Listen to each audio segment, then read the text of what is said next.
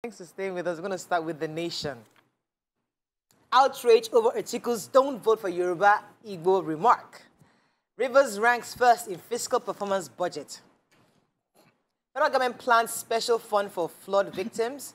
603 lives lost, actually, to disasters. Ekiti Governor Oyebanji unfolds plans. Telecom's active voice subscribers hit 206.4 million. Lagos leads with 753 billionaire IGR collection. Tinubu to interact with northern leaders today. And Forex crisis worsens as Naira reserves drop to lowest levels. Okay, which story are we starting with? So, federal government is planning special funds for flood victims. One of the ways that they are trying to mitigate the effects of flood. And they said a flood fund and a national policy on flood insurance would be what they are going to be doing. And a document on National Flood Emergency Preparedness and Response Plan was obtained recently, and it shows that the flood fund will be drawn from 0.1% of monies realized from crude oil accounts and 0.1% of taxes generated by the Federal Inland Revenue Service. And they're also expecting other funding from avenues like donations, endowments, grants, and gifts, and also emergency and disaster management related budget lines in ministries, departments, and agencies' budgets, ecological fund, any emergency fund, donor partner funds, any presidential directives or arrangement. This is a way of gathering all of these funds to ensure that they can cushion the effect for flood victims. So they are trying to have this national flood insurance, which means that people who are living in flood-prone areas will tap into this insurance to sort of mitigate if any flood happens. And they're going to be, the government is going to be paying from all of these accounts that they're expecting to get money from into that account to help these individuals who are living in flood-prone areas, to just help them sort out the issues, among other things they plan to do for them. Yeah. Okay, go ahead. I've been away, but NDLEA is still there. 9 Ghanaians who were arrested for attempting to smuggle in over 10,000 kg of cannabis into Nigeria have finally been convicted and have been sentenced to 17 years imprisonment. That's for all of them. So each of them got about 7 to 8 years each, 8 to 9 years each in prison. And they were arrested by NSCDC, that's the Nigerian Security and Civil Defense Corps, and then handed over to NDLEA. Then also, they said an expectant woman, a nursing mother, and the 200-level university students were among the people arrested with. So there's 28 persons that were arrested again with over 9,000 kgs of cannabis and over 130 tablets of opioids, pharmaceutical opioids, and NDLEA, you know, just to show us NDLEA is working, still working. not giving up, and well done. Okay, let me take the major headline. Atiku Abubakar trended all over the weekend. He attended a meeting with the Arewa group in the north, and where he made a statement saying that North does not need a Yoruba or an Igbo leader. In his exact words, he says, "I have traversed the whole of the country. This is what the Northerner needs. He doesn't need a Yoruba, a Northerner doesn't need a Yoruba candidate or an Igbo candidate. This is what the Northerner needs," saying that I stand before you as a pan-Nigerian. So he was selling himself as a Northerner. He's from Northeast, you remember, Adamawa State. Of course, Ohanes Nigbo has quickly replied to him, said that you need to take that back and apologize, because you're not just for the Northerners. You are actually a Nigerian. You're supposed to be for all the various groups and cover all the ethnic groups. He said his remark brings his mindset out to the country. So they believe that that's how he inherently thinks of himself as a Northerner, not necessarily as a pan-Nigerian. Well, I want to understand what he said exactly, because I didn't get it. He said that he was talking to them that I have traversed, and I am what you need, not a Yoruba and Igbo man. So he played the ethnic card. Okay. If he had said, I am what you need, you don't need any other person. I'm a Nigerian. I am a Nigerian. He said, what you need, you don't need an Igbo, you don't need a Yoruba. Of course, APC also responded. They also responded to him. He said that his name was divisive, it was an attack on the national unity. I think that he's actually proposing a regional campaign, which is the same thing. Because you know, I said it before. Like, these are campaigns. We don't want it to have that ethnic coloring, but it's already having it. So someone say, yeah, Yoruba, yeah, Igbo. It doesn't even make sense if you have a running mate that is from, you know, a different part of Nigeria. So we're not there yet as Nigerians. So civil society, everybody, obviously, statesmen, politicians, ethnic groups, they've all spoken against what he said. They said that it's wrong because this should be a campaign of unity, not of divisive plans. A little bit of good news from Lagos State. Yeah. So the Nigerian Bureau of Statistics yesterday released reports on internally generated revenue, which is extremely essential to any state being able to be self-sustaining. And Lagos stops it by wide margin. So in 2021, the details came out that Lagos generated internally 753 billion naira. And the distance between the next Lagos and the next person is Federal Capital Territory, and they generated 131 billion. So from 700 to 131 billion, it's a huge distance. And I remember in 2020 that Rivers was the second, also a huge distance, but they were second, and Rivers wasn't second this time.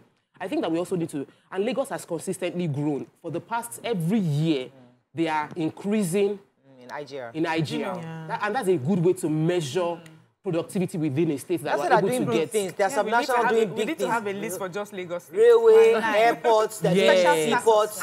And that conversation needs to take place with the other states, that if your IGR is dropping, there's something is wrong within your collection system, and you can check it to improve, because every state... All their able hands stop where are moving to Lagos. Yeah. So young person goes to have a university, and this is they are moving to Lagos. They're not keeping them. They're not doing anything to keep them. Each state needs to keep them by producing, creating incentives for businesses to thrive. Let's move to the punch. Fresh trouble hit Atiku over anti-yoruba and Igbo comment. Lagos female driver kills pregnant woman, 2 passengers. Oyebanji freezes Ekiti accounts, warns banks. CBN eyes 7,740 agents to drive e-Naira adoption. ASU varsities hold emergency meetings on resumption. FG says flood killed 603, blames states and local governments. Buhari budgets 248 billion naira for Lagos Ibadan Expressway and others. This Lagos Ibadan Expressway. Okay. Let's take another. Let's take a story. Human interest story. So Saturday on Idri-Shaga Road in Agege area, a female motorist reportedly crushed 3 passengers, including a pregnant woman, a young girl to death, and an elderly woman. And according to the story, they said she was speeding past the road. During the weekends, that's busy road is usually full with people who are, moving around and doing business. And so some motorists were flagging her down to say, you're speeding, calm down. And before they realized this, she just ran into this tricycle, and 3 people died instantly. Then she didn't wait. She, continued on the journey and was running through on the bridge till commuters now started calling on taxi people around the area to intercept her. So they held her down. And then they caught her? Yeah, they caught her. They had taken her to the police. Just a painful story. Really, really sad. Let's go on a quick break. When we come back, we continue with our reviews. Stay with us. We'll be right back. Thanks for staying with us. We're still reviewing Punch. Mariam, go ahead, please. So the new governor of Ekiti State, Mr. Biodun Oyebanji, was inaugurated on Sunday. And the event was, there were so many dignitaries at the event, and the presidential candidate for APC was there as well. The newly inaugurated governor talked about his vision for the state, and just that he wants to continue on his predecessor, the work that his predecessor has done, and just make sure that Ekiti State is a peaceful and prosperous state with qualitative education for everyone.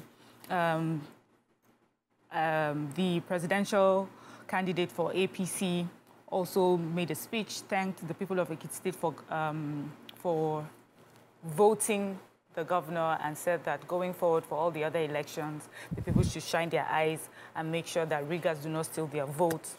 And there's also a mention of the governor, the new governor, freezing the state government account, and they say that all accounting officers and financial institutions in the state should comply with this directive. And I was asking if this is like a normal thing that happens when a new government comes into play. Is it a way to audit, or is this just peculiar with Ekiti State? And what does this mean? I don't know. Usually, what I know is that the PAMSECs are the ones that usually go pass around, because commissioners don't handle the checks. Or maybe nothing. Maybe he's trying to do so maybe just trying to freeze first and then do an audit to know exactly before we stand. I want to take the story of Dangote and Kogi State. There's been a 10-day crisis between the Dangote cement in Obajana and the Kogi State government concerning the legality of the purchase of the land where the Dangote cement is situated. So according to the Kogi State's Commissioner for Information, he said that the Dangote did not follow due process in its acquisition of that land, and it is, for them, translating to asset grabbing. And over the past 10 days, they had closed down the plant, but the issue is now has been discussed. The Minister for Interior, Arewa Joint Committee, told journalists that an agreement has been reached between the Dangote Group and the Kogi State government on the need to reopen the factory, and they will then continue to negotiate in between. The conversation was obviously still continuing, but at least those that are working in Obajana can now resume this week, and we're looking forward to a proper resolution. Government need to realize that foreign investors look at the flip-flop of policies and or changing administration or shocking changes like this, and it influences if they would invest or not. And we need to try as much as possible to make ourselves attractive for foreign investors, because we need that their inflow right now. Okay, so as we know, ASU has suspended their strike on Friday. If you recall, the national president, Professor Emmanuel Oshodeke, was saying it yes on Friday that they called off the strike based on the court order, and that is why. But right now, some universities like Tai Solari have ordered the immediate resumption of their students. Others are having a meeting today, Monday, to discuss modalities of how to resume. But many, I think is OAU, Federal University of Technology, Owerri, others are still going to be having meetings today, while universities like Tai Solari, University of Port Harcourt, and Calabar and Kano have resumed immediately. So in this week, we should be getting most universities getting their opening days. Moving on quick now to the Vanguard. Actually, it should be Daily Sun. I've not seen Daily Sun this morning. Flood spreads more havoc, sorrow, and agony. Again, Rivers ranks first in fiscal performance budget, says budget. Oyebanji sworn in as Ekiti governor. Jonathan denies endorsing any candidate. NNPC expresses delight as Tompolo busts second illegal oil port pipeline in Delta. Ahead of 2023 elections, editors hold 2022 conference in Owerri. Mba outlines agenda for Enugu, promises to deliver people-focused governance. Tinubu Mogalu flay Atiku for asking North not to vote for a non-northern candidate.